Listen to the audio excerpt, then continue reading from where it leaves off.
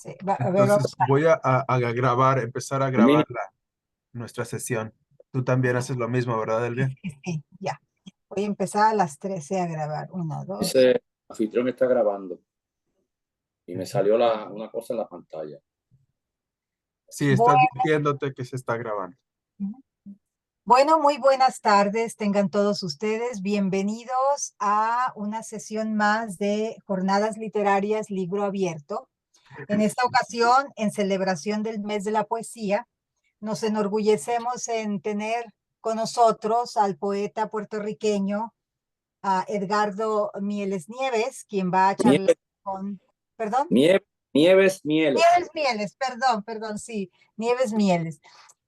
Y el doctor Rodrigo Pereira, y vamos a tener, bueno, el honor de charlar con él, de hablar de su poesía, etcétera. Pero quisiera darles una breve semblanza antes de comenzar para que sepan algo del poeta, si no es que ya lo conocen. Y desde luego que esta semblanza está resumida porque pues, su trayectoria es muy amplia y muy bien conocida. Cursó estudios universitarios en la Universidad de Puerto Rico, Río Piedras, donde obtuvo una licenciatura en estudios hispánicos. Más tarde, en la Universidad Interamericana, completó una segunda licenciatura en educación secundaria. Durante 15 años se desempeñó como maestro de español en la preparatoria. Nieves Mieles forma parte del grupo de escritores que se aglutinó en torno a las revistas Filo de Juego, Tríptico. En 1993 publica un segundo poemario, El amor es una enfermedad del hígado. En el 2001 publica, bajo el sello editorial Isla Negra, su antología poética Las muchas aguas no podrán apagar el amor. En esta recoge algunos poemas de sus libros anteriores y una muestra significativa de otros dos poemarios inéditos. Su poesía figura además en varias antologías, entre estas El límite volcado, antología de la generación de poetas de los 80, los nuevos caníbales, antología de la más reciente poesía del Caribe hispano. Algunos de sus cuentos han sido publicados en las antologías El rostro y la máscara, antología alterna de cuentistas puertorriqueños contemporáneos, y Mal hablar. También en Pequeñas Resistencias, cuarta antología del nuevo cuento norteamericano y caribeño, y en la revista cibernética mexicana Ficticia. Su poesía ha sido ampliamente laureada. Entre sus premios sobresalen los primeros premios en el certamen del Instituto de Cultura Puertorriqueña, en el certamen del Ateneo Puertorriqueño y en el gran certamen de poesía de la Comisión para la celebración del 5º centenario del descubrimiento de América y Puerto Rico. En la obra de Nieves Mieles es evidente un carácter transgresor, anticonvencional, lúdico e irónico.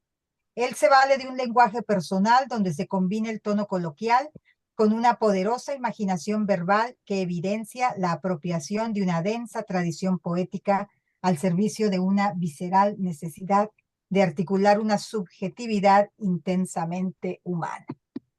Pues bienvenido, Edgardo. Muchas gracias por la invitación. Un honor para mí estar con ustedes, Elvia y Rodrigo. Muchas gracias. Pues, ¿por qué no comenzamos, Edgardo, por el principio? Mira, aquí tenemos entre el público alumnos de creación literaria, van a unirse también alumnos de literatura, etcétera. Y ¿por qué no empiezas a contarnos cómo comenzaste a escribir? Y si siempre has sido, empezaste con la poesía, empezaste con narrativa, ¿cómo fueron esos inicios? Bueno, tengo que decir que mi vínculo con la literatura es muy particular. Resulta que cuando estaba en la escuela, yo era un estudiante muy aprovechado y entonces resulta que los demás compañeros solían burlarse nos marginaban porque éramos muy introvertidos, muy tímidos y éramos un grupito como de 5 o 6 y siempre éramos estudiantes muy introvertidos, que no nos destacábamos en los deportes, que teníamos un bajo perfil porque nos atropellaban con frecuencia. Y entonces nos tenían hasta sobrenombres y cosas. Es lo que hoy día son nerds. Sí. Entonces resulta que teníamos dificultad para que nos dejaran jugar a las horas que había recreo. Los otros no nos dejaban jugar y yo me cansé de esperar al vivo sol que los manganzones que jugaban siempre nos dejaran, se cansaran y nos dejaran jugar a nosotros con la bola de baloncesto, con el bate y la bola y el guante, lo que fuera. Y me fui para la biblioteca y me instalé en una ventana de donde yo podía ver cuando ellos se cansaban y cuando nosotros podíamos ir a jugar. Pero resulta que lo que empezó siendo una distracción se convirtió en un momento en un placer. Y entonces cuando llegó a mis manos Viaje al centro de la Tierra y Los Tres Mosqueteros, ahí se me cambió el mundo por completo, porque ya dije, no me interesa ir a jugar en el parque o en la cancha, me voy a quedar en la biblioteca. Y cuando vine a ver, se me desarrolló un vínculo con la lectura muy grande. Además, mis dos maestras más queridas eran maestras de español.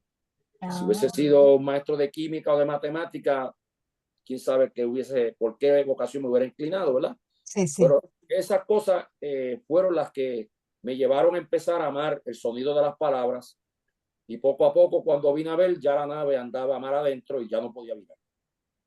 Empecé escribiendo, crucé por la niñez imitando a Serrat, como dice él. A Serrat, a Joan Manuel. Crucé por la niñez imitando a mi hermano, dice él en una canción, yo fue a Serrat. Cuando me cayó en las manos un álbum de él, me di cuenta que era una cosa fuera de lo común, de la música que pasaban por la radio, y me gustó. Y empecé a vincular las dos cosas, ¿no? Mi atracción por la poesía, por la lectura y la música de Joan Manuel Serrat. Y entonces, pues, empecé escribiendo poesía. Empecé escribiendo versos con rima, que es lo más común, lo que uno cree que es lo más duradero, lo más importante, porque pues al principio lo que leía era eso, los poetas tradicionales. Y pues ya luego fui afinando el olfato y el gusto, y con los años, después, como los 10 años de ya empezar a publicar poesía, pues se me desarrolló la aptitud de escribir narrativa. Y me gusta el cuento, me gusta más que la poesía. Pero, ¿de verdad? ¿Te gusta más el cuento que la poesía? Sí, me gusta más el cuento y el ensayo. Y el ensayo. Sí. Yo escribo de todo menos teatros. Ahora mismo tengo 2 novelas con las que estoy peleando porque estoy arreglando un capítulo. Ya está la portada lista, lo he anunciado hace como 4 años. No sé por qué cuando me enamoro tengo pesadilla, una novela, y tengo otra que la tengo que podar porque ya tiene demasiadas páginas. Esa se titula Muéstrame tu ombligo, Pamela Anderson. Oye, pues son títulos muy atractivos. Sí, pero eso, oye, eso es algo que también noto en tus poemarios, como este que mencioné, bueno, lo encuentro muy intrigante, ¿no? Espera, ¿cómo se llama? El del hígado, el amor es, ¿cómo se llama? Enfermedad del hígado, sí. Sí, exacto. O sea, eres excepcional para los títulos también. Tengo con las peores intenciones, en vez de con las mejores, con las peores intenciones. A quemarropa, Las ceremonias de la angustia, que traes en tu calavera, Johnny Coyote, que yo digo que es mi cuaderno mexicano, porque son poemas y cuentos, es un libro híbrido. Es un libro anfibio, tiene cuentos y tiene poesía que he escrito al calor de mi viaje a México y mi relación con México y los mexicanos. Sí. Pero oye, espera, perdón que te interrumpa. Ahí tu relación con México y los mexicanos, ¿cómo surge o por qué? Bueno, sabemos que, pero la gente no sabe. A ver, dinos tú. Bueno, resulta pues que yo conocí a Herminia, y Herminia, la mamá de Herminia es mexicana, de Monterrey. Y Herminia estudió en la UNAM. Sí. Y Herminia ha viajado con frecuencia antes de que yo apareciera en su vida, de paracaídas. Ella viajaba con frecuencia a México, incluso ha enseñado en México. Y pues entonces cuando me junto con ella, pues me contagio del hermoso virus, y los mexicanos se me meten en el cuerpo y ya no puedo salir. No me lo puedo sacar del cuerpo. Pues se oye muy interesante ese libro. ¿Ese es novela o libro o colección de cuentos? La de no, ese es cuento y poesía, pero es el anfibio que dices, sí, ¿verdad? Sí, el libro anfibio. Sí, sí, sí, sí, sí. Entonces comienzas obviamente con la poesía y una poesía clásica, que es lo que tendemos a hacer todos cuando empezamos, Sí, y de sí. pronto das el salto a, bueno, no tan Bueno, de pronto, después pero o que me sea, aprendí la regla, las tiré al zafacón. a la narrativa, al Sí, cuento específicamente, ¿verdad? sí, sí. Y luego la novela. Y luego a la novela, o sea que fue de poesía, cuento, cuento, novela. ¿Sí? Mm. Porque requieren unas disciplinas diferentes y una riqueza. Tú tienes que tener una vida interior bien, bien rica y tienes que estar pendiente de todas las cosas que pasan a tu alrededor. Es diferente. La poesía es como, una amiga dice que la poesía es una gota de jugo de China, el Ujú. cuento es un gajo de la China y la novela es la China. Oye, qué bueno. Una naranja, una naranja. Sí, sí, sí, sí, entendí. Oye, qué Oye, bien, si me permiten meterme por por aquí, favor. y lo hago porque estás comentando, Edgardo, cómo fueron tus inicios, ¿no? Cómo te empezó a gustar la literatura, la poesía en particular. Eh, y los alumnos míos preguntan, eh, ¿cómo es que se alimenta? ¿De qué se alimenta un artista, un escritor, un poeta en particular? Y además de la lectura que tú, o de lo que nos cuentas ahora, quisiera que comentaras de qué más te alimentas tú, y lo digo porque pues tú tienes un interés muy, muy variado, no nada más en la literatura, pero te gusta No, no. el cine, te gusta el rock, te gusta la historia, te La lucha libre. gusta la política, ¿no? La lucha Entonces, libre. La una lucha, persona que quiere empezar a escribir tiene que alimentarse de miles de historias y observar. Exacto, ¿Qué puedes exacto. decirnos de esto? Bueno, ¿Cuál es tu experiencia con esto? yo creo que el intelecto es otro sistema digestivo que tú tienes que alimentarlo 3 veces fuertemente y de vez en cuando tienes que merendar. Entonces, cuando nosotros hacemos la comida, no siempre comemos lo mismo. Pues así tiene que ser el menú tuyo como lector, como atrapador de lo que sucede a tu alrededor.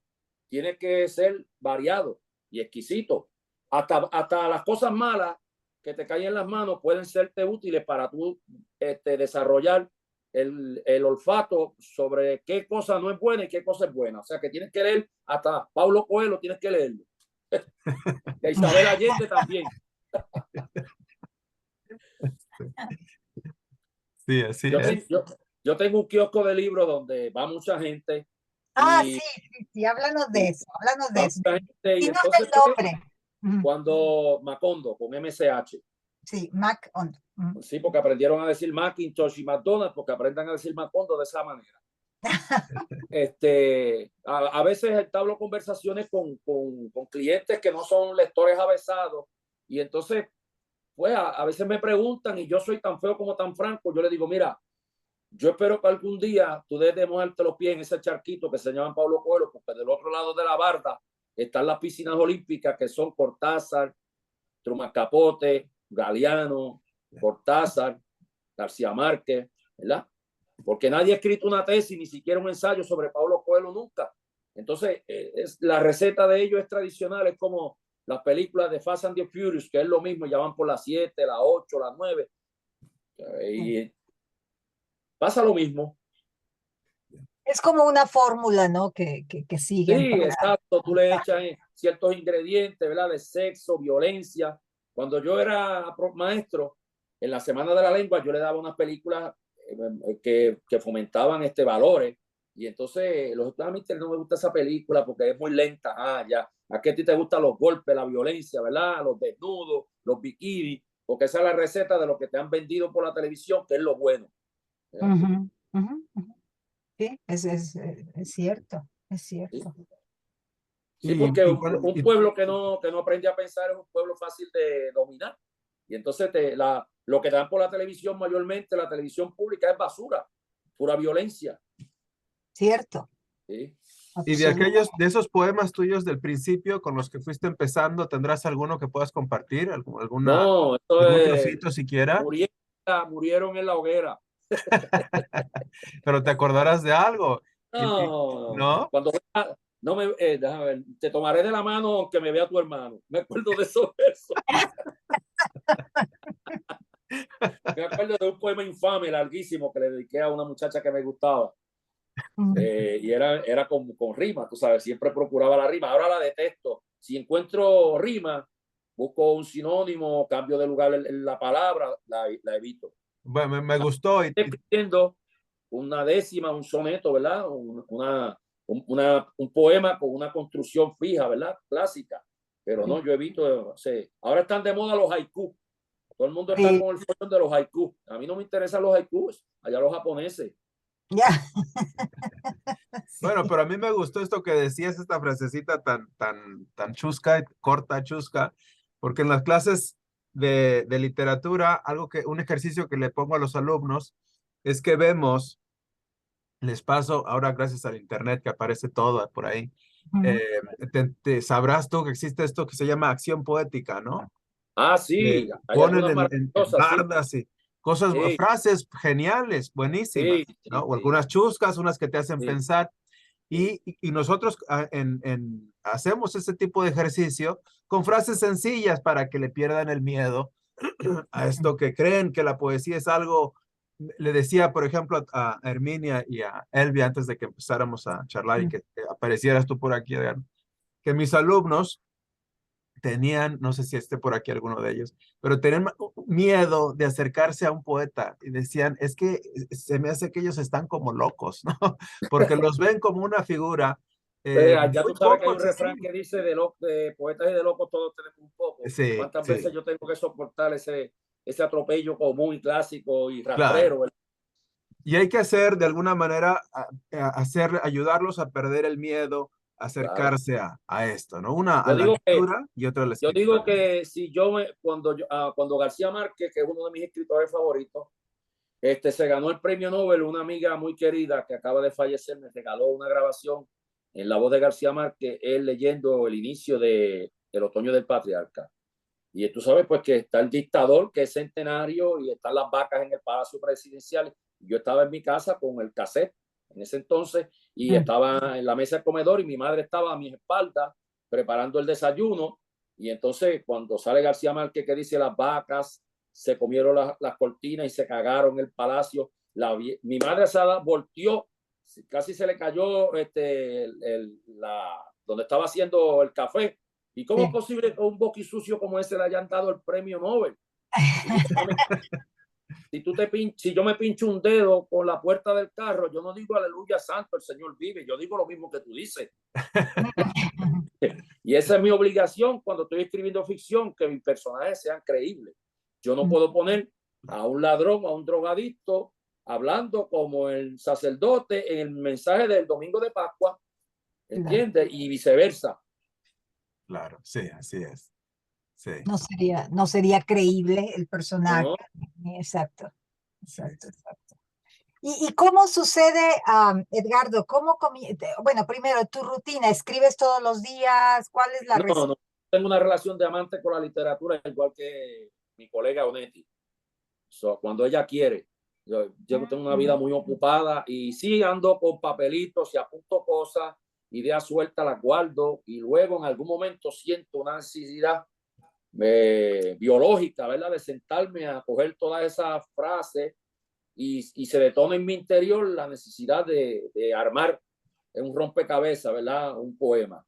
Y entonces empiezo a coger cosas de aquí y de allá y entonces le arreglo los costurones, lo llevo a la sala de operaciones de 4, 5, 6 veces, todas las veces que sea necesario hasta que entienda que ya está lista la criatura. Por ejemplo, tú vas, cuando escribes poesía, vas escribiendo, no sé, cuando puedes o cuando te llega, como tú dices, los poemas, y luego los vas uniendo en una colección, o desde el principio tienes la idea de que quieres hacer algo. ¿Cómo funciona para ti esto? No, yo escribo y después que tengo una cantidad de poemas y percibo que hay unos elementos unitarios, Unos hilos ahí en común. los puedo colocar en un libro y un título en particular, pero no soy de esas personas. Cada cual tiene su propia receta, ¿verdad? Y hay gente que se siente, Vargas Llosa se levanta todo selectivo una vez en una entrevista, que él se levantaba todas las mañanas como una gallina a poner 500 huevos. Desde las 6 de las 7 de la mañana hasta las 4 de la tarde cogía un receso, almorzaba y volvió otra vez. Y Hemingway también. Hemingway dice que dejaba las cosas a mitad y al otro día yo no acostumbro eso, porque si se fue la magia, yo no sé si va a volver de nuevo. Ay, que conste que no creo en las musas. No crees en No, yo creo que si existe la inspiración, que me sorprenda trabajando, como decía Picasso. Pues, eso no es una idea muy romántica que hemos, es un lugar común que conduce a muchos errores, ¿verdad? Porque hace pensar a la gente que cualquiera puede escribir poesía, que es como si fuera un medium uno y algo se posesiona de uno, ¿verdad? De las musas. No, para escribir literatura se necesita la misma disciplina que para ser abogado, médico o ingeniero, solamente que de otra manera, ¿verdad? La misma pasión y dos buenas nalgas para estar sentado leyendo y leyendo y leyendo. Exacto. Que esa es, claro, siempre la receta que se les da a los jóvenes, a los escritores que comienzan, ¿no? La lectura, indiscutiblemente. Sí. No tener prisa por publicar. La prisa debe ser por encontrar las armas con las cuales decir lo que tienes que decir. Exacto. Sí. Exacto. Porque yo recuerdo que David Bowie, un cantante de rock muy famoso, una vez que le preguntaron por los compositores jóvenes, y él dijo que a él le parecían como tigres corriendo sobre miel. Por la prisa, son tan llenos de energía. Y entonces yo veo que muchos jóvenes tienen esa prisa por publicar. No, encuentra primero tu voz y qué decir. Mira, mi primer libro yo lo publiqué a los 28, 29 años. No todos los días nace un Rambo. Y esa misma, digamos, método que tienes de que escribes y luego ves si hay hilos en común con la poesía, ¿lo aplicas también a tu narrativa, a tus cuentos? Digamos que sí. Sí. Sí. Pero cuando estoy escribiendo narrativa es más formal. Me siento más y trato, me obligo a no dejar las cosas sueltas. En poesía puedo dejar, ahora mismo estoy peleando con un poema de desamor, que no sé por qué, ¿verdad? Porque eso pasa también. Yo he escrito un poema celebrando el aniversario de una relación de una pareja, cuando no ha sido el momento de celebrar. Todo el mundo, diablo, qué hermoso ese poema que le compusiste a tu esposa, y qué sé yo. Pero hay veces que he escrito poemas terriblemente dolorosos en momentos en que he estado muy feliz. Sí. Eso lo entiendo, pero la gente tiene efectivamente la tendencia, sobre todo en poesía, ¿no? Porque está un poco más la cuestión que se siente como más confesional en su género. Entonces la gente inmediatamente, eso te pasó, eso, o sea, es algo, inmediatamente lo toman. Así, uno siempre tiende, cuando hay algo que está bien escrito, yo tuve la tentación de preguntarle a un novelista joven, amigo mío, leí una novela como de 100 páginas, que era Domingo será tarde o algo así, una novela donde el protagonista tiene una pésima relación con su mamá, que lo ha maltratado toda su vida y ella está enferma, y entonces la hermana no quiere, la hospitalizan y a él le toca decidir si se va a quedar a cuidar a su mamá, que no lo merece, porque la hermana se desentiende del asunto. Entonces yo le pregunté, perdóname, lo llamé y le pregunté, ¿esto tiene que ver con tu persona? Porque está tan visceralmente bien escrito. Entonces, que no lo pude soltar, lo leí en un día. La historia me encantó porque retrata ese tipo de relación que la gente no suele contar, ¿verdad? Porque todo el mundo cree que las relaciones con los padres siempre son peaches and cream, que son buenas y no siempre son buenas. Exacto. Cierto. Oye, Edgardo, una pregunta es que tendría para ti es, si tú, perdón, obviamente tú escribes porque te gusta, ¿no? Los temas, las ideas, pero en algún momento tú también piensas en en los lectores que tienes, en algún momento has pensado, bueno, esto quisiera que fuera para este tipo de lector. No, yo no. Mi obligación siento que es escribir una cosa bien escrita y no pienso el día que me pase eso dejo de escribir, porque ya eso es que está pensando uno en comercialmente o no sé, no suelo pensar en eso. El lector hipotético ideal, yo no tengo ese tipo de idea, ¿no? Yo me siento a escribir pensando que mi obligación es escribir un texto bien escrito, o sea, sea del tema que sea. De hecho, yo no soy comercial. Y la única vez que yo he llenado un sitio fue en Guadalajara. Yo creo que fui con mi esposa en una universidad y me sentí Ricky Martin o Chayanne porque una conexión con los estudiantes y todos los libros que llevé en Chihuahua. Allá mi disco duro externo me acaba de avisar que fue en Chihuahua. Todos los libros que llevé se fueron, volaron y los autógrafos no me querían dejar ir. Me sentí querido y bueno, es una cosa extraordinaria, ¿ves? Y yo nunca he sido un escritor que convoco multitudes así cuando voy a los sitios. Sí soy respetado, ¿no? Pero no soy digamos, como Jaime Sabines, ¿verdad? Que yo creo que Octavio Paz en algún momento le incomodó el gusto que tenía el pueblo por Jaime Sabines, que en una ocasión llenó el Bellas Artes. Yo creo que Octavio Paz nunca lo llenó. Pero esos son chismes. Esos son chismes. Y claro, hay una, aunque no pienses en el lector ideal ni en nada de eso, pero efectivamente hay un goce, ¿no? De cuando hay recepción en tu. No, sí, definitivamente. Fíjate, a mí me han hecho sentir ayer, aquí en Puerto Rico se está celebrando el 12º Festival Internacional de Poesía y me tocó compartir con 3 colegas, un salvadoreño, una mexicana y una guatemalteca. Y entonces, pues, todo estaba lleno el sitio de estudiantes. Yo conté más de 100 estudiantes, era un anfiteatro amplio en una universidad. Y cuando me tocó leer a mí, porque la poesía mía tiene 2 caras, como una moneda. Está la poesía que es lírica, con vuelos metafóricos, con imágenes frondosas. Y entonces está la otra poesía que un científico literario le llamó el minimalismo antipoético, que son poemas donde no hay vuelos metafóricos, que son como una patada en el hocico o un cóctel molotov que le revienta en la cara al lector. Y entonces, cuando yo empecé leyendo esos poemas que regularmente son cortos, las risas se detonaron, ¿sabes? Todo el mundo empezó a reírse, lo que no había pasado con la lectura de los otros compañeros. Le tuve que advertir, bueno, ahora se acabó el vacilón, vamos ahora a la poesía lírica. Oye, ¿podrías compartir algún ejemplo de esto? Queremos escuchar pues sí, alguno de estos ejemplos. Sí, sí. Bueno, este es un arte poética, dice así: carezco del pudor necesario para guardar silencio. El humor y la ironía, sumados al vinagre del sarcasmo, constituye la forma mejor que tiene la inteligencia de lamerse las heridas. De cuando los espejos son mentirosos compulsivos. De nada te sirve que tu traje diga Calvin Klein si tu cuerpo dice Burger King. Acerca de la retribución kármica, aquellos árboles cuyos frutos resulten malos en esta vida, en la próxima terminarán siendo libros de Paulo Coelho.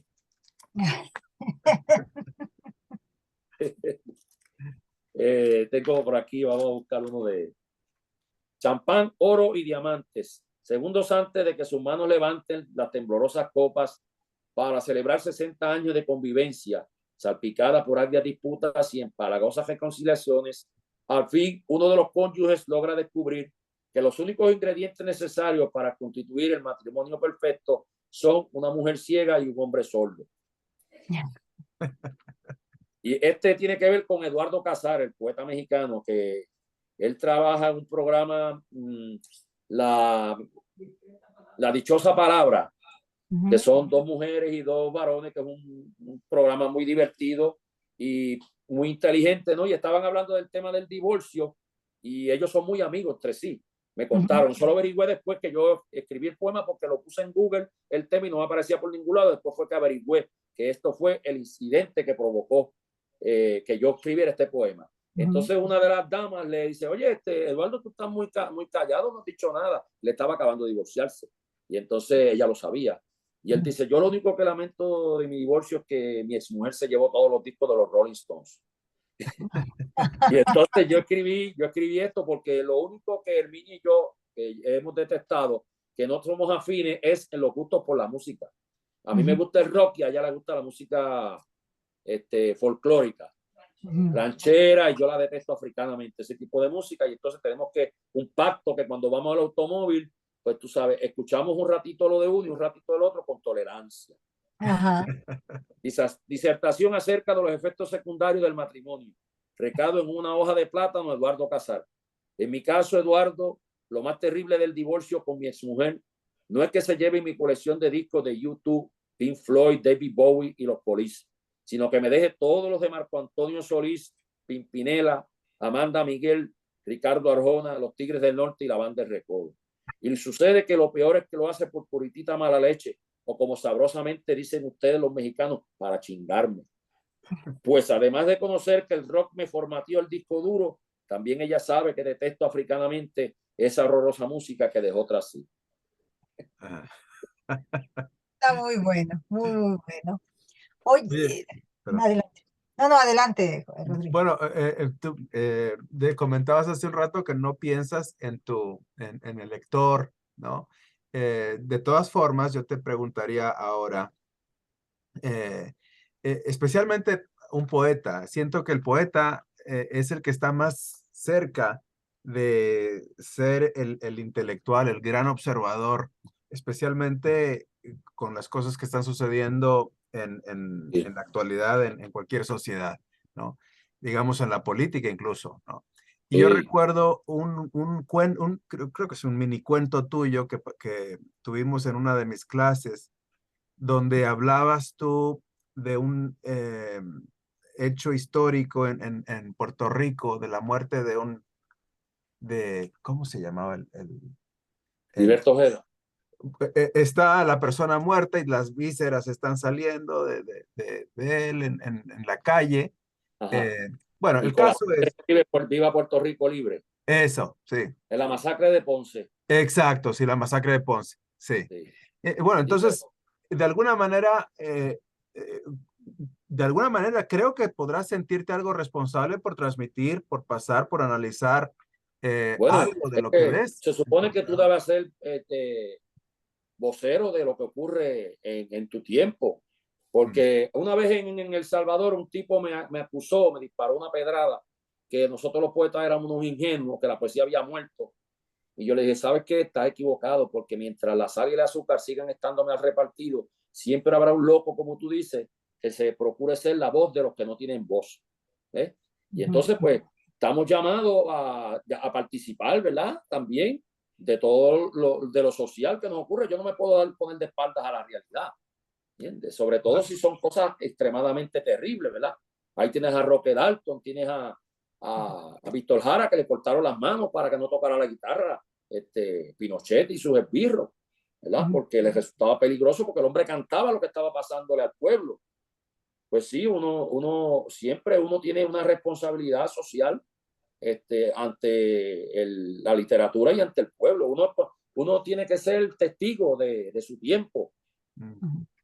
¿Y habrá si no el texto completo, alguno del título que quieras compartir de algo que que nosotros como lectores podríamos, pues, no animarnos a buscar y leer para de, saber, ¿no? de un evento político? O si no político necesariamente, pues algo que a ti como, como intelectual te preocupe con esto Bueno, que estás fíjate, viendo en la realidad actual.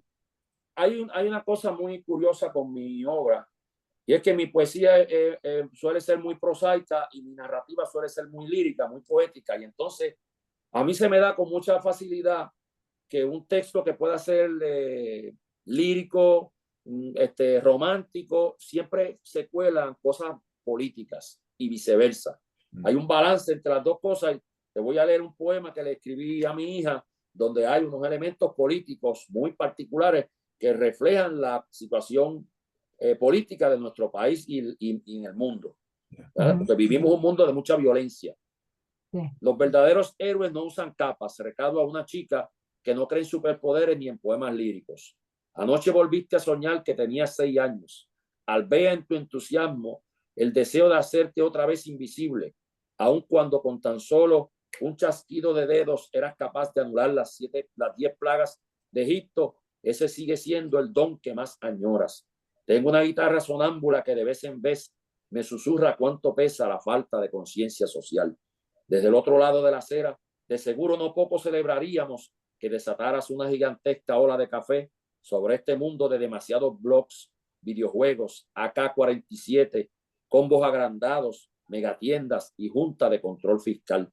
Pero ya no basta juntar los párpados para que la certera llamarada de tus ojos funda los dorados barrotes de la urbanización con control de acceso. El paso de los años solo ha acrecentado la intensidad de tu necia nostalgia, y los límites de la infancia serán siempre atalayas desde donde vemos un reino de escarcha incorruptible y jubiloso resplandor. ¿Cuándo fue que todo se fastidió? ¿Sería la pérdida de la inocencia lo que te despojó de tus superpoderes? Desde una perspectiva más simple que un incandescente disfraz, debes aceptar que el único otro modo de ser humano y libre no lo garantiza tu piel a prueba de balas, sino las onzas de cordura que coronan tu persona. Olvida de una buena vez que las cabinas telefónicas en las que rauda y veloz acostumbrabas despojarte de tu indumentaria de bajo perfil forman ahora parte de un antiguo decorado romántico. Tienes que acostumbrarte a dejar de llevar sobre tus hombros el peso del mundo, pues cada vez que cumplimos años no es uno más, sino uno menos. En fin, la vida ya no parece más una cajita feliz. Ojos de hielo, carne de llanto. Repasas el lento atardecer de aquel verano del que dicen es mejor no acordarse, y por combustión instantánea, como un cuervo malévolo e invencible, regresan los platos rotos de la felicidad conyugal. Mientras ingieres tu batida de fresas, sacudes la frazada de polvo que cobija tu impresionante colección de legos, pero celebras una casa que no es tuya, pero resulta tan nido de comodidades. Recuerdas que antes de entrar a la ducha, tu madre repetía el infalible mantra: no olvides tallarte detrás de las orejas. Del otro lado del espejo, la euforia del viento acaricia las hojas de las altas caobas. El mejor recuerdo de tu niñez es quedarte dormida en el sofá para luego despertarte en la cama. Desde entonces no dejas de extrañar teletransportarte. Este es un poema lírico dedicado a mi hija, pues que lo que narro es que ella se queda dormida en la sala y su padre la lleva a la cama dormida, y ella se descubre que no está en la sala, está dormida. Pero entonces aprovecho y señalo, critico, ¿verdad?, los demasiados blogs, los videojuegos, las AK-47 que están por ahí campeando por su respeto, los maleantes más. Ya antes había un código que tú no podías dispararle a tu enemigo, porque si habían niños, si habían mujeres, habían ancianos, ahora no importa, es daño colateral. La cuestión es matar a sus enemigos, y las AK-47 son las armas que más se usan en el bajo mundo, ¿verdad? Y entonces hablo de la Junta de Control Fiscal, que es un aparato que nos impuso el gobierno de Estados Unidos para filtrar los dineros del país, porque los políticos de este país no sabían administrar el dinero, y ellos son los que gobiernan aquí, aunque tenemos un gobernador y un gabinete del Senado y de representantes. Realmente quien manda aquí es la Junta de Control Fiscal, muy arbitrariamente. Y entonces yo, en ese poema lírico, coloco todas esas cosas. Y además de una manera muy bien tejida en todo, ¿no? Todas esas ideas. O sea, es lindísimo el texto. Muy lindo. Muy lindo. Oye, y dime una cosa, Edgardo, yo no sabía eso de tu pasión por la música, lo mencionó Rodrigo. ¿En qué sentido? ¿De que te gusta escuchar música? ¿Tocas? O sea, ¿qué cosa? Bueno, no, yo hubiese querido tocar, pero no sé, no tengo ese don. Sí, jugaba béisbol, pero nunca aprendí a tocar un instrumento porque en casa no hubo. Éramos una familia pobre y nunca me regalaron una guitarra. Si hubiese caído a las manos una guitarra, pero sí, cuando aprendí a disfrutar de la música, de hecho, Rodrigo me regaló, cuando nos amistamos, una revista que traía un disco de Jim Morrison y los Doors, que a mí me gustan mucho. Sí. Entonces, pues tengo que decirte que yo encuentro que hay muchos compositores de música popular, rock, que son poemas, son poetas. Por ejemplo, Bruce Springsteen, Sting. Las letras de las canciones de Sting son poemas. De hecho, él fue profesor de literatura antes de ser músico. Y entonces tú encuentras una maravilla. También pasa Joaquín Sabina. Joaquín Sabina es un poeta de usted y tenga. Y las canciones de él son poemas. Cierto. Y Serrat ni hablar. Y Silvio Rodríguez, ¿verdad? Tenemos una tradición, ¿verdad? Frente a Daddy Yankee, a Bad Bunny, a Conjunto Quisqueya, ese otro tipo de música que es muy popular, ¿verdad? Que las letras son muy livianas, de contenido. Pues hay cantantes que sus composiciones son de contenido. De hecho, Ricardo empezó muy bien. Después fue que no me gustó, que el giro que dio su música. Sí. Creo que él quiso ser Joaquín Sabina y no se le dio. Cierto, cierto, cierto. Bueno, Edgardo, tú eres, te gusta la literatura, obviamente, te gusta la música, pero también, al fin, artista que eres, ¿no? De sangre, de alma, de un artista. También quisiera que compartieras con nosotros, al menos, si no la imagen, pero es que Edgardo también hace unos collages muy, muy Así. buenos. Sí, Sí. que realmente parecen, los ves y parece realmente como un trabajo que compraste profesional, ¿no?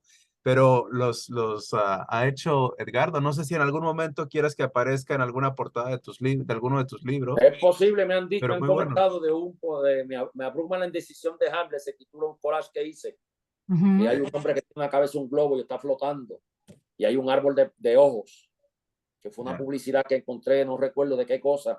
Y yo guardo en una caja de zapatos, siempre recortaba muchas. Hubo un tiempo que tenía esa fijación compulsiva de recortar cosas y las guardaba, las almacenaba en cajas y luego llegaba un momento en que tengo un libro que son collages, que si tuviese dinero lo publicaría porque hay como 70 que he hecho y la gente, los amigos se lo enseñan y siempre dice qué maravilla. Tengo un amigo que es, además de poeta, es diseñador y él dice que ese libro es fascinante, pero pues eso costaría muchísimo porque el full color, todas las imágenes. Entonces, el que más me ocupó es uno grandísimo que tengo en la sala, que es un homenaje que le hice a Jim Morrison, que estuve acumulando cosas relacionadas con él y con su vida, hasta que llegó el momento que lo único que me faltaba era una foto de una imagen de uno de los escritores que habían estado en su formación de cabecera, que era el autor de On the Road, Jack Kerouac. Y un día me invitaron a una universidad a una lectura y yo siempre acostumbro llegar temprano para ver el gallinero, cómo es el gallerín donde voy a pelear, para ver cómo es la cosa, si hay buena acústica, etcétera. Y entonces me fui a la biblioteca en lo que ganaba tiempo y vi muchos estudiantes como de economía doméstica con tijeras y cosas. Y entonces me puse a mirar una revista y en una revista estaba la foto que necesitaba y le saqué una fotocopia y con pena en el alma dije, le pedí una tijera prestada a una de las muchachas y recorté la imagen de Jack Kerouac, le pedí la pega prestada y pegué la fotocopia y me llevé para casa y al otro día puse sobre la mesa del comedor todos los elementos que yo quería que conformaran el collage en homenaje a Jim Morrison y estuve como 4 horas armándolo. Wow. Y lo he hecho un cartel.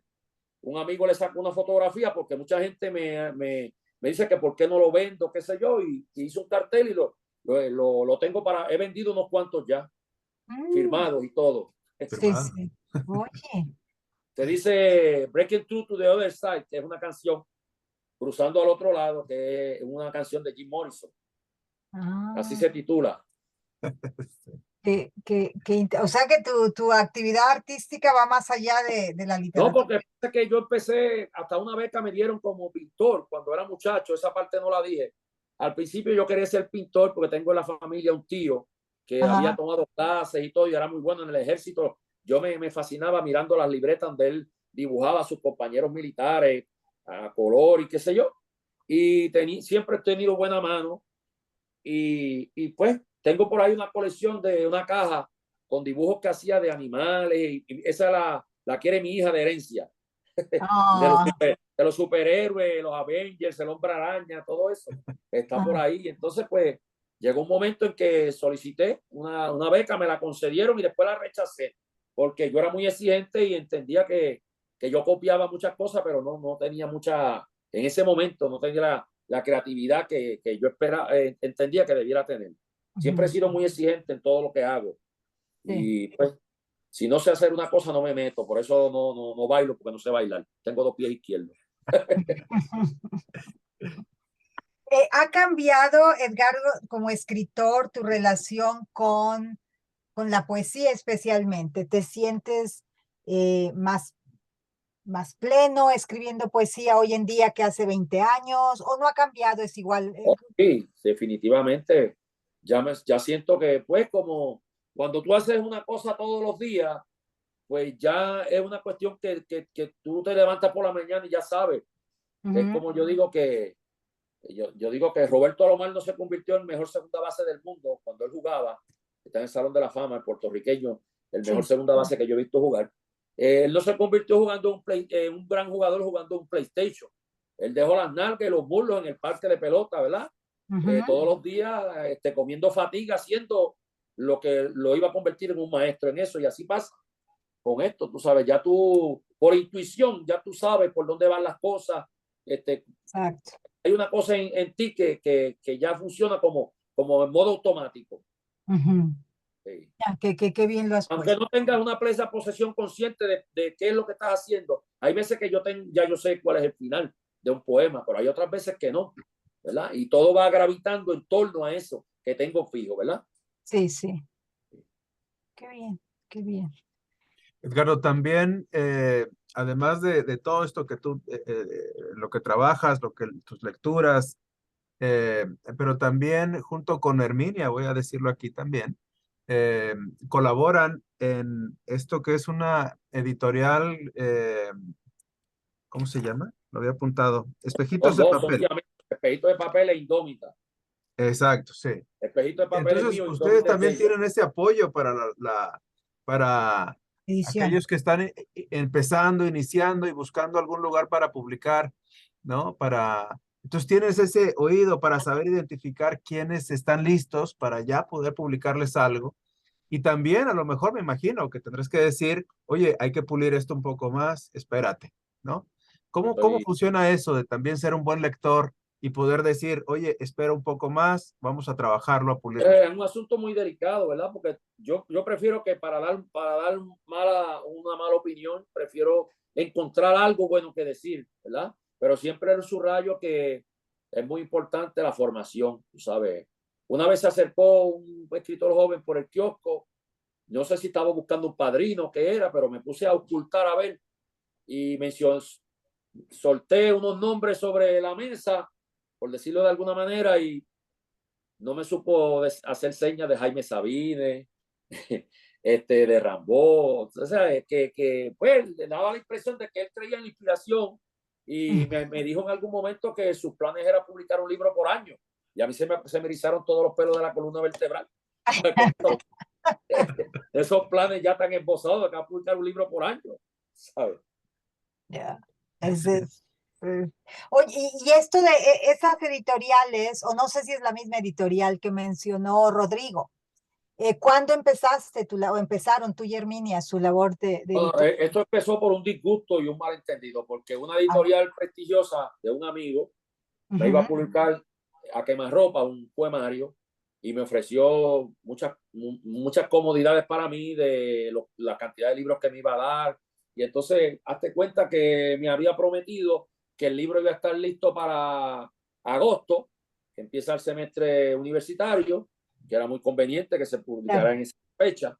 Y vamos por octubre y el libro no acababa de salir, y en lo que el hacha iba y venía, otra persona que hoy día es un gran amigo mío publicó un libro de entrevista titulado igual y yo me molesté a quemarropa. Entonces yo le dije, mira, resulta que tú y yo habíamos convenido muy claramente, habíamos estipulado en la época que entonces era que él estaba publicándole a otra gente que le estaba pagando dinero por publicar los libros. Y como yo no, el mío yo no le iba a dar ningún dinero, pues obviamente me estaba poniendo en la cola. Pienso yo. Sí, sí. Eso fue lo que yo internalicé. Y entonces, pues me dijo, pues eso está fácil, vamos a cambiar el título al libro. Y yo, oye, esto no es que tú y yo estamos recortando el patio y en la barda ahí el otro vecino está haciendo un picnic con perros calientes y yo me agrego allá y me invito a una limonada y nos ponemos a conversar y la esposa de él está embarazada y la mía también. Y entonces yo le digo el nombre que tengo para la hija que está por nacer, mía, y entonces la de él se adelanta y pare a los 7 meses y él le pone el nombre de la mía. Entonces yo tengo que cambiar el nombre a la mía porque él me robó el nombre, ¿no? Y entonces mi esposa me dijo, ¿sabes qué? Tú eres muy creativo, vamos inventando un nombre de un sello editorial y vamos a publicar ese libro tuyo por nuestra cuenta con un sello editorial. Y que empezó siendo un disgusto, se convirtió en un sello editorial porque después seguimos publicando y como cada vez que viajábamos a congresos o a festivales, yo siempre he pensado que a uno le deben hacer firmar un documento Ujú. en el que tú te comprometes a asistir al 70% de las actividades de los compañeros que van a estar ahí. Porque cuando yo estuve en un festival de poesía en La Habana en el 2015, yo Ujú. recuerdo haber visto colegas puertorriqueños que estaban en el programa para leer ese día, que iban con un traje de baño para la playa, y otro que estaba formándose en Copelia, la heladería Avenida Menos en La Habana, y no Ujú. fueron. Entonces, cuando vamos, siempre escuchamos la manera de tú percibir el pulso de lo que se está haciendo en México, en Honduras, en El Claro, Salvador. claro. Y cuando encontramos a alguien que nos gusta su trabajo, nos acercamos y le contamos de ese proyecto que tenemos, de publicar una cantidad mínima, lo que podamos, ¿verdad? Para sacar un dinero para hacer otro. Y Ujú. siempre se le envían 15 ejemplares. Tiene que ser un cuadernillo, son cuadernillos, ¿verdad? Sí, sí, De sí. 5,5 el tamaño de ancho por 4,25, por 5,5 de alto por 4,25 de ancho. Y Ujú. entonces no pueden exceder las 54 páginas porque quedan abiertos, no Claro. tienen logo, pues con grapa. Sí, sí. Y entonces sí hemos ido publicando, tenemos de casi todos nuestros representantes de casi toda nuestra América. Tenemos guatemaltecos, Qué hondureños, bien. nicaragüenses, me falta dominicano, me falta panameño, me falta argentino, pero de casi todas las naciones tenemos. Bien, qué bien, qué bien. ¿Cuántos años lleva entonces el proyecto ya?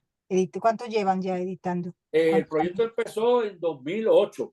Ah, bueno, ya Ya tienen tenemos tiempo. 50 y pico textos publicados en distintas Ujú. colecciones. Sí, Los sí. cuadernos más grandes son distintas colecciones. Ujú. Oye, Y pues, perfecto. Herminia se quejó en algún momento que yo estaba publicando muchos varones y ella dijo, pues yo voy a hacer una editorial también para publicar a las mujeres. En principio fue, Ah, entonces ella Herminia. creó a Indómita y en realidad Indómita, es el de Herminia. Ajá. publica de vez en cuando un varón y qué sé yo, y pues son de broma, ¿no? Pero ella creó la suya también. Ah, qué bien, qué bien, qué bien.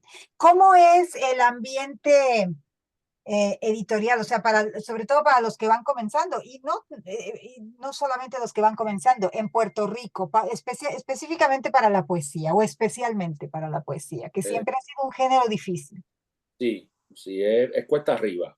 Ujú. Aunque tengo que decirte que de un tiempo para acá se ha diversificado y se ha democratizado, porque ahora todo el que tiene dinero puede pagar por una publicación, se inventa un sello editorial o lo publica Exacto.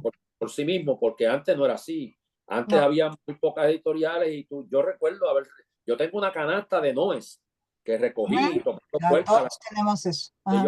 Ellos les apuestan a las vacas sagradas, tú sabes, pues. Tú eres un escritor desconocido, eres un riesgo para un sello editorial. Ujú. Entonces, pues, pasa el tiempo y surge una empresa editorial de un colega amigo que él decide publicarle a sus compañeros para evitar ese problema de que no nos publicaban en nadie. Estoy hablando de Carlos Roberto Gómez, que fundó un sello editorial Isla Negra, que hoy día es una editorial emblemática, que ha Sí, sí. publicado títulos y muy, muy conocida internacionalmente. Y entonces, pues hoy día se ha diversificado tanto, se ha democratizado tanto, que entonces eso ha afectado la calidad de lo que se publica, porque todo el mundo puede publicar por su Ujú. propia cuenta, ¿no? Y entonces, pues ahora aquí, como yo digo, tú tiras una piedra al aire o matas un chucho o matas 10 poetas. O sea, sí, Oye, sí, pero yo creo que, bueno, obviamente no sé en Puerto Rico, nos estás contando, pero es que eso es en todos lados. O sea, la cantidad de escritores que mi están. esposa que está haciendo una investigación sobre la narrativa caribeña, el Ujú. cuento, me estaba comentando que había percibido que en Puerto Rico, de un tiempo para acá, los más jóvenes cultivan más la poesía que el cuento, que la narrativa. Ah, Y sí es cierto, es wow, cierto. interesante. Qué interesante. Oye, ¿Por qué? acá, sí, Perdón, perdón. no, no, adelante, adelante. Bueno, te iba a preguntar, Edgardo, acá en Estados Unidos es la literatura en español que nos llega, ya sea la Ajá. que se escribe aquí dentro de Estados Unidos o la que nos llega de fuera, Ujú. son los autores que ya están consagrados, los que son parte del canon, pero Sí, es difícil encontrar literatura fresca, joven, de estos autores que están apenas creando un espacio en esto de la literatura, sí. pero tú que has viajado mucho, por Centroamérica, por México, por... He intentado publicar en México y me ha pasado ya 3 o 4 veces que me han Bueno, dicho que quiero preguntarte, ¿qué es lo que ves? ¿Cómo ves a la literatura actual? ¿Cómo se están viendo los autores nuevos? Eh, ¿Crees que se está llegando, está medio estancado ahí el estilo? no, yo creo ¿O que se está creando una dinámica hay mucha nueva? prisa por publicar. Hay mucha prisa por publicar antes de encontrar algo que decir. Y francamente, yo me inclino más a leer narrativa y ensayo que poesía en estos momentos de lo que hacen los más jóvenes, con todo respeto, ¿verdad? Porque hay algunos que están haciendo una obra muy valiosa. Ujú. Pero la experiencia con respecto a lo de publicar, que bien mencionaba, es muy cerrado el mundo de las publicaciones. En México, que un extranjero pueda publicar, por lo menos lo que me ha pasado a mí.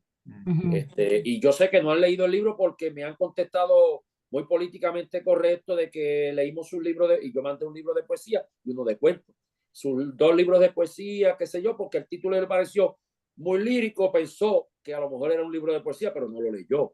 Y yo le contesté, bravo, tú sabes, pero y entonces, pues prácticamente, qué sé yo, como que le he perdido el interés a esa posibilidad, porque en verdad que es muy cerrado. Entonces yo le decía a mi esposa que en México hay demasiadas becas. Ujú.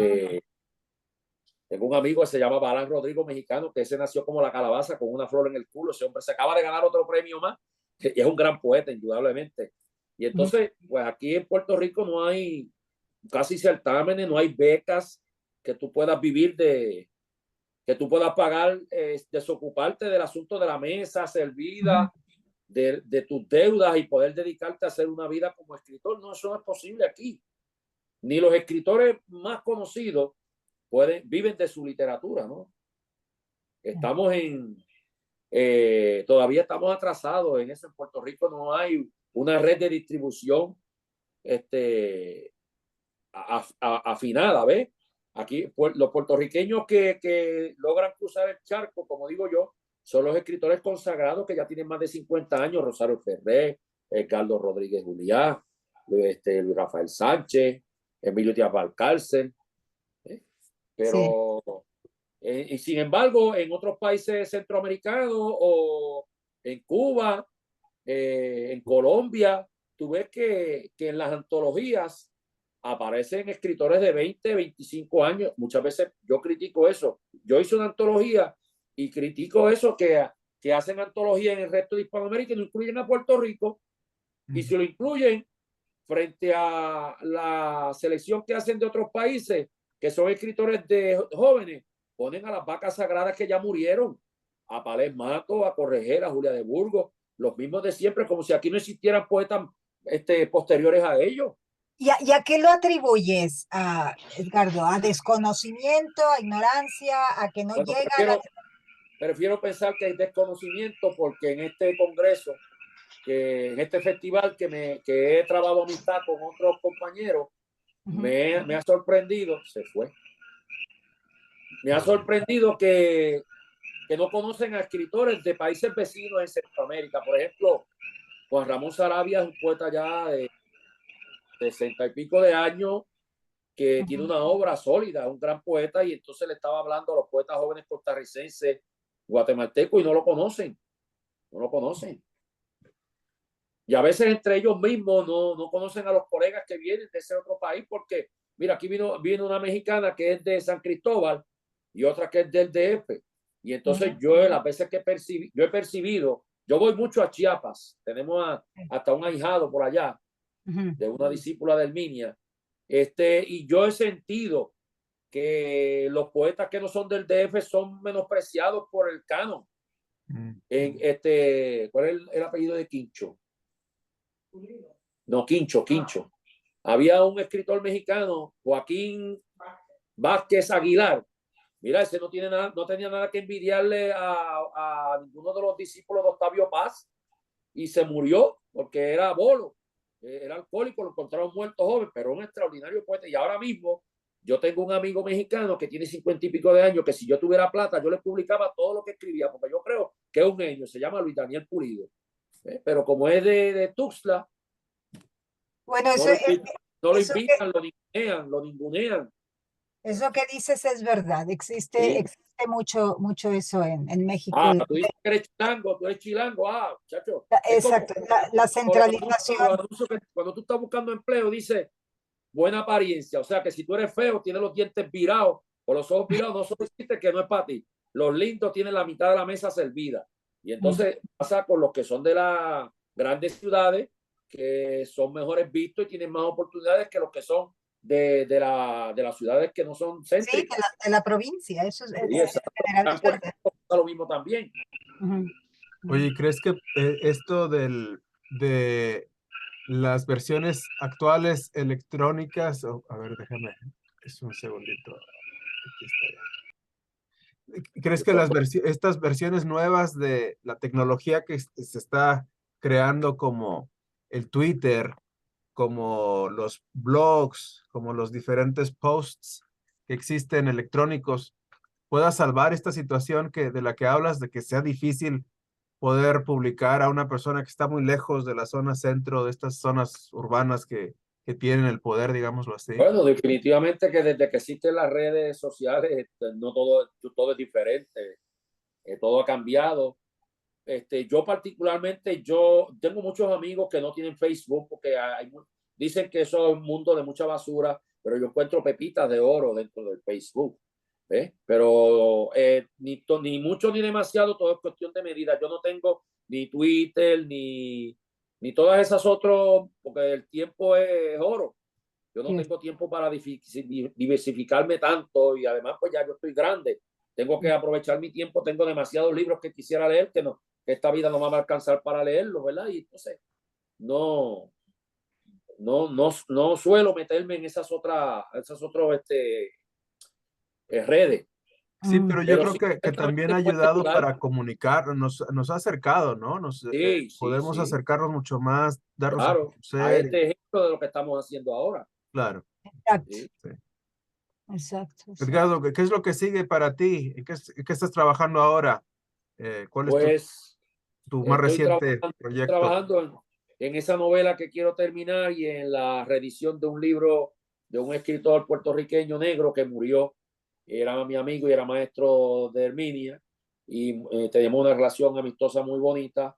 Y creo que hace 47 años que él publicó un libro de cuentos que ha pasado sin pena ni gloria y su obra también. Y yo creo que hay que hacerle justicia y estoy en proceso de publicarlo porque ya conseguí que un amigo que es artista gráfico leyera los cuentos y creara un grabado relacionado con cada uno de los cuentos, que fue la idea original, que cada cuento originalmente tenía un grabado, aunque no fue de esa manera, sino que un artista buscó entre su obra algunos grabados que tuvieran posible vínculo con los cuentos. Y entonces tengo un homenaje a él que he recopilado una serie de ensayos que hice una convocatoria y tengo que leerlos para hacerle sugerencias de qué cosas se le podrían cambiar porque quiero publicar ese homenaje a él. Oye, por cierto, el artista de los grabados no es José López Colín. No, ese es un amigo que me hace las portadas, Ah, uno de los dos amigos que me hace las portadas. No, a mí ese es mexicano. me encantó el Sí, trabajo que tiene sí, él. es muy profesional, es Voy a muy pasar talentoso. aquí en la pantalla, no sé si se pueda ver. Ese lo hizo, ese de Sí, un pintor puertorriqueño que es muy amigo mío.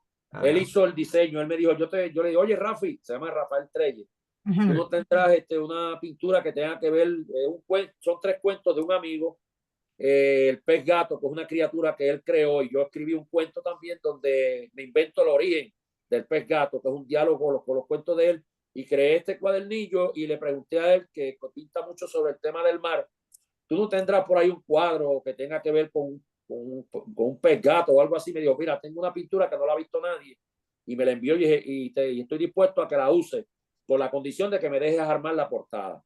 Y él armó la portada. ah, Es un gran pintor, es muy amigo nuestro, se llama Rafael Treyes. ah. Es contemporáneo mío y está muy bien cotizado en todo el mundo porque es genial. Y él hizo la portada, me dio permiso para usar esa pintura para la portada, que es un hombre que le sale la cabeza o la cabeza de un pez. Cierto, perfil marino. ¿verdad? Sí, Óleo por Rafael Trelles, correcto. sí. Oye, Eso. qué bonita labor esa, Edgardo, de rescatar la literatura que vale la pena, ¿no? Y que por alguna razón pasó desapercibida en su momento. Eso Sí, es. yo tengo una pelea bien grande con el canon. Sí, Mm, sí, mm, porque ellos canonizan a quien les da la gana y ningunean a quienes no les gusta. exacto. Entonces, a veces, por ejemplo, un escritor que le puede resultar problemático, es mi teoría. Por Ujú, ejemplo, aquí hubo un escritor gay muy ujú, valiente que no ocultaba su preferencia sexual, que se llamaba Manuel Ramos Otero, y entonces el canon lo aceptó para que se estuviera tranquilo y no fuera tan complicado bregar con él. Esa es mi percepción. Pero hay otros que siguen siendo ninguneados por alguna razón que el canon no los deja entrar a su ujú, mundo. Y ujú, entonces, pues, me parece que es una lotería injusta a veces, exacto. porque hay escritores que son bien cotizados y se venden mucho, que no son tan buenos como otros desconocidos. Ujú. ¿Sí? Es un mundo difícil, ¿no? En muchos Sí, sentidos, injusto también, en muchos sentidos, sí.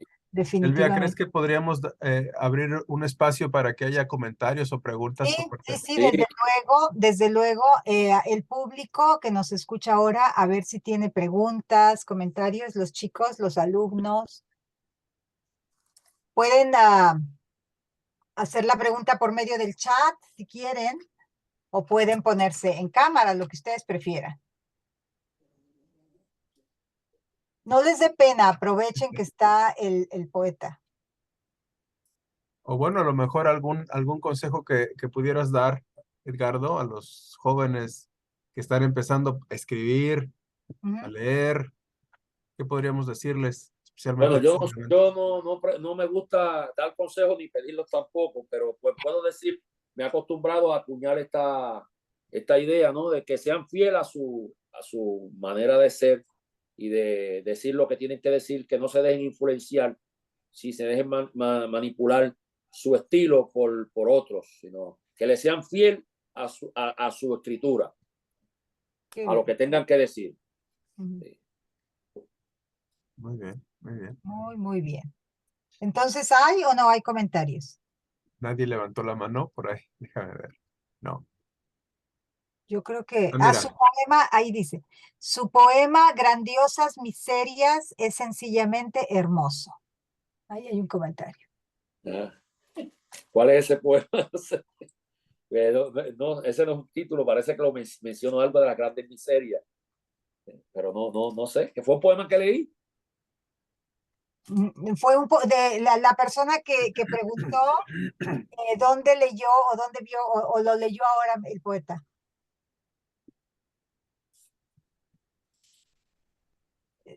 Bueno, No han respondido. Bueno. parece. Ujú. Pues sí, es que son tantos los trabajos, ¿no? Que es difícil. ¿Te pasa, Edgardo, que se te olvida a veces bueno, Ah, tipo, mira, dice que está en el libro Las ceremonias de la angustia. ajá, está en el libro Las ceremonias de la angustia. ¿Cuál es el grandes miserias? Dijo. Sí. Grandes miserias. ¿Y Grandiosas miserias. cómo habrá tenido acceso a, verdad? Me intriga. Sí, debe estar. Ese es un libro muy querido por mí, porque es un homenaje a la memoria, a mis hijos, a mis padres, mis abuelos. Son poemas donde celebro la memoria de las vidas de los seres que me han tocado de cerca. Y es un libro que le tengo mucho cariño. De hecho, estoy pendiente de una reedición, incluyendo otros poemas que tienen que ver con mi vínculo con mis hijos, con mis padres. Sí. ¿Tienes un poemario sobre todo favorito o sea, yo sé que todos les tienes afecto, los quieres, los amas, pero ¿hay alguno en especial que para ti sea Ese, podríamos decir ese que se llama La ese? Ceremonia de la Angustia porque es el Ajá, más íntimo. el más íntimo, exacto. Muy bien, muy bien. ¿Algún otro comentario? ¿Por qué no cerramos entonces, Edgardo, con que léelos un poema para cerrar la charla? Ajá, igual era un poema lírico. Léenos un poema lírico, sí, está muy bien. Dice, poema para ser leído cuando ya no esté más a tu lado. Cuando desde los más distantes relojes te llueve incertidumbre y a solas llores tus tristes furias, recuerda mi odisea de espuma y sal, mis hazañas sobre la faz de la tierra, repartidas por el tiempo y la historia.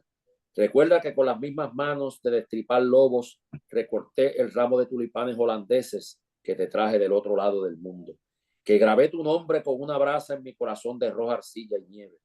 Recuerda mis espléndidas arterias, que a mi regreso de batallas y saqueos, con alegría dulce y tranquila, adoraba escuchar el nutritivo relámpago de tu risa, respirar tu fragancia de jazmines machacados y en el turbio café de tu mirada, contemplar los descalzos pies de la luna. Recuerda que me hundía en ti como en un río de ambrosía, leche y miel y que te amaba.